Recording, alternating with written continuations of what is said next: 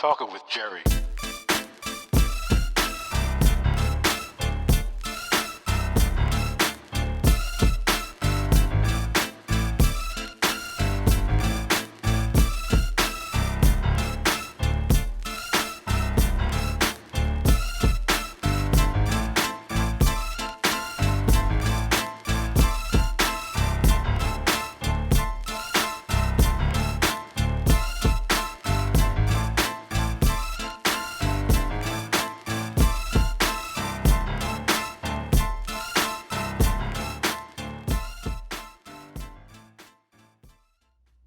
Well, don't forget to subscribe.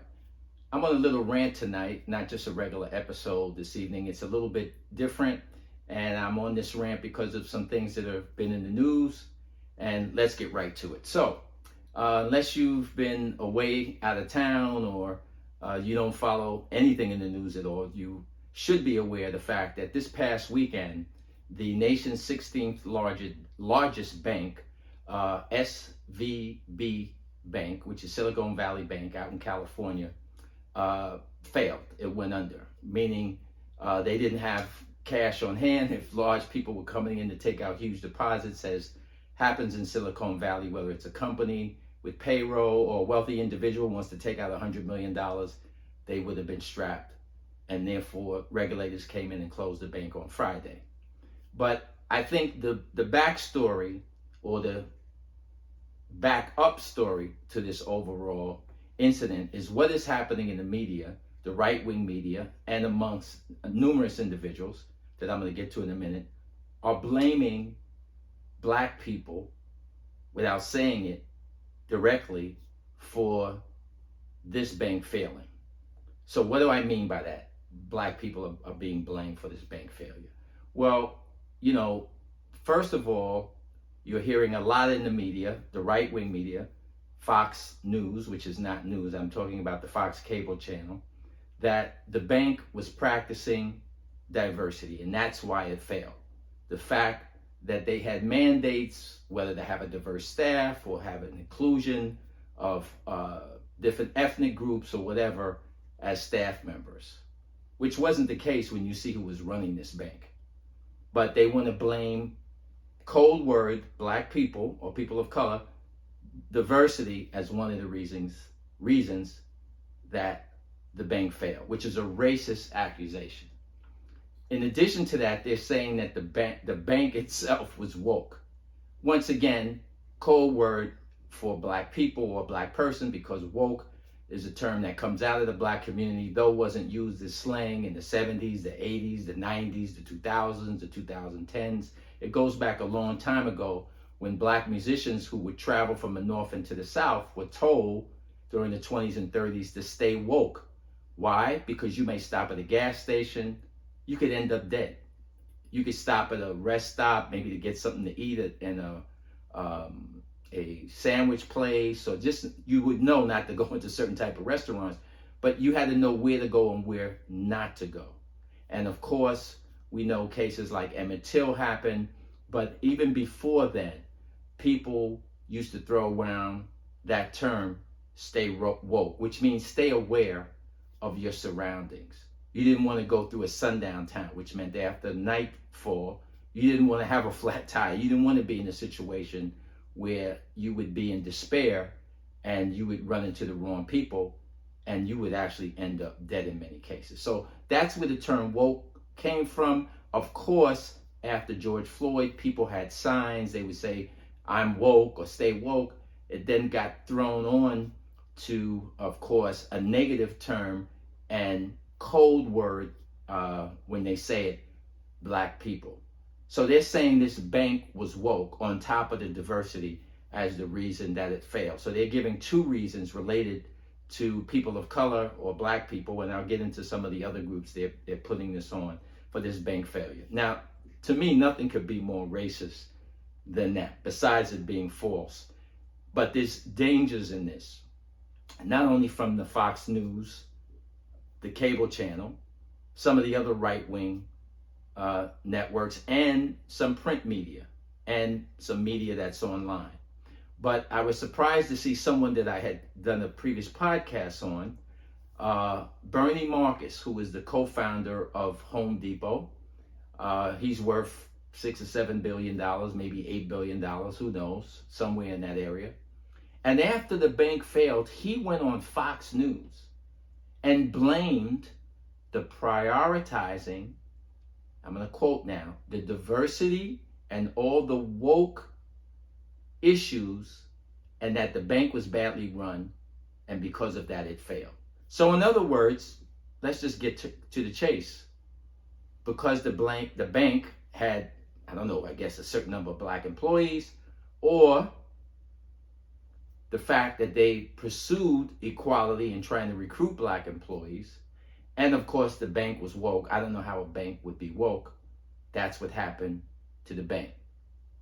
That's basically what he's saying. So because some black people had a job, or diverse people had a job, the bank lost billions of dollars. Now I'm going to show you who was running this bank.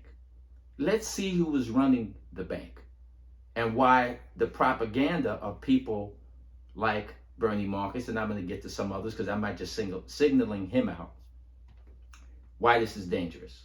So here's the CEO of this bank, Greg Becker.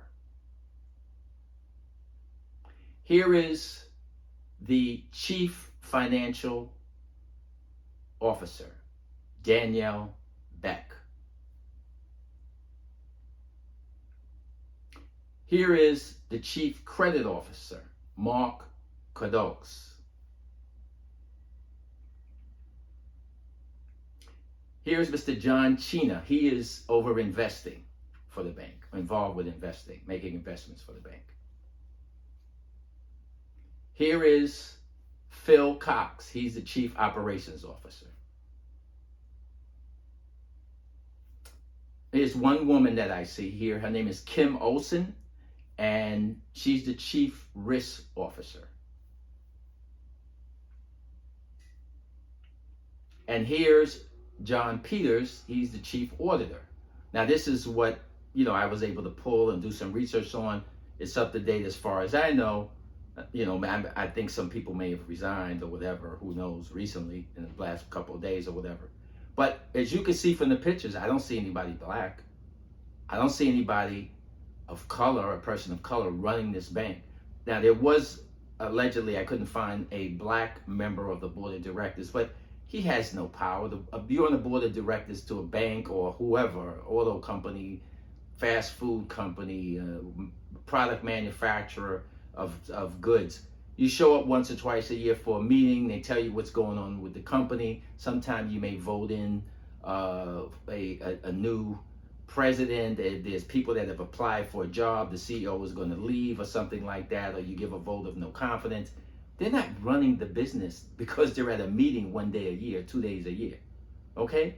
So you didn't see any black people that were running this bank. But yet they're blaming black people. And, before I go into some other people, Mr. Marcus, Bernie Marcus, you're a person of Jewish ancestry. You know the evils of propaganda. You know that how stories that are untrue against people of a religious group, people of a certain ethnic group, what can happen because we have crazy people in this country. We have more guns than we have people. All we have to do is look at what happened in Buffalo. I won't repeat the name of that piece of crap who went and killed innocent black people just shopping in the supermarket. And the government covered up a lot of information. The fact that his family was Trump supporters and all his social media, they took everything down. All of the groups that he was communicating with online, they covered all of that up. But the propaganda that led him to do what he did, being brainwashed about critical race theory, which is not taught in schools, probably listening to Tucker Carlson on Fox News, and look at what he did. So Mr. Marcus saying statements like that and using your wealth and the bullhorn of Fox News to propagate this type of propaganda against a group of people, you should know is very dangerous. So, Mr. Marcus, you know what happens when people use code words against groups of people. Your parents were Jewish immigrants to America. First generation.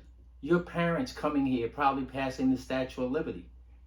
And why black people, hundreds of years before they came to this country, a country which has blessed you, worked generation after generation for free, without pay, brutalized, murdered, to build America, fought in every war to keep this country a free place that your parents could immigrate to. And you want to say things that could put a target on the back of black people? You know better. You may be, 93, but you're intelligent. And in 2008, and this goes not just, I don't want to seem like I'm going after Mr. Marcus, but this goes to all the media. When the banks were failing in 2008, I mean all of the banks, to the point that when Barack Obama and John McCain were running for president, when George W. Bush was president, and he called Obama and McCain to come to Washington to suspend their campaigns and meet with him at the White House because the banking crisis was so bad that the banks were to the point that people were going to go to the ATM machine to put a card in the machine and you wouldn't have been able to even get $100 out. And to the tune of trillions of dollars, the government had to come in and shore up the banks to save the banking system in this country. Okay? Fostered by the housing crisis. But no one went on TV and said, oh, this is because of Goldman Sachs. No one went on TV and said, this is because of Salomon Brothers. No one went on TV and said, this is because of Bear Stearns. No one went on TV and said, oh, Bernie Madoff, who the biggest Ponzi scheme in the history of this country. Because if they would have been focusing on that, we know it would have been racist. We know it would have been dangerous. And of course, there were other banks. And I don't want anybody to accuse me of being anti-Semitic, because I'm not. I'm just telling you what the facts are. I grew up with Jewish people on the west side of Manhattan. In my building were many of my friends. I have many neighbors today that are Jewish that are friends. And when I was a young man, I was only 10 years old. My father sent me one summer to a camp. It was an all-Jewish camp. I was the only black kid there, and part of the summer they were calling me Sammy Davis Jr.'s son, because Sammy Davis had converted to Judaism. So I'm not anti-Semitic. But what I am saying is, if people would have done that in 2008, it would have been wrong. It would have been wrong. So I want to close out that point and go not to another person, but the Fox News, and then to one other person. So Fox News has been on this rant ever since Monday that this bank failed because it was woke, because of the diversity. This is the reason this happened, no other reason. That's a bunch of bull, because, once again, a bank can't be woke. But more importantly, the regulations that were put in place, new regulations that changed the old regulations that enabled that bank to get in the position that it was in, were put in place by Donald Trump. His deregulation is one of the primary causes, if not the cause, for that bank going under. And in addition to that, Donald Trump's company, from what I heard, I've heard this report from two different media sources, got loans from that bank. One was for one of his golf courses. So that's crazy. So Mr. Rupert Murdoch, 92 years old, tens of billions of dollars, with your lies and your BS. Of course, you want to jump on the racist train, on the bigot train, and go along with the lies that somehow or another diversity caused this bank to have a problem.